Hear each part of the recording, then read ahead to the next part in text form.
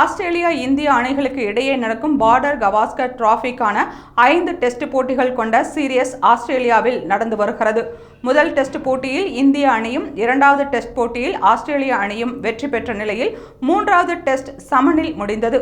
நான்காவது டெஸ்ட் போட்டி ஆஸ்திரேலியாவில் உள்ள MCG மைதானத்தில் நடக்க உள்ளது.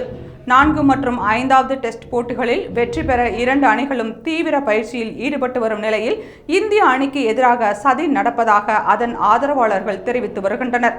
டிசம்பர் 26ஆம் தேதி இந்தியா ஆஸ்திரேலியா இடையேயான 4வது டெஸ்ட் போட்டி தொடங்க உள்ள நிலையில் 2 அணிகளும் அதற்கான வலைப்பயிற்சியில் ஈடுபட்டு வருகின்றன. இந்திய அணி பயிற்சி செய்ய கரடு முரடான பிச்சுகளையும் ஆஸ்திரேலிய அணிக்கு சமமான பிச்சுகளையும் ஒதுக்கி சதி செய்வதாக இந்திய அணி ஆதரவாளர்கள் படங்களை வெளியிட்டு குற்றம் சாட்டியுள்ளனர்.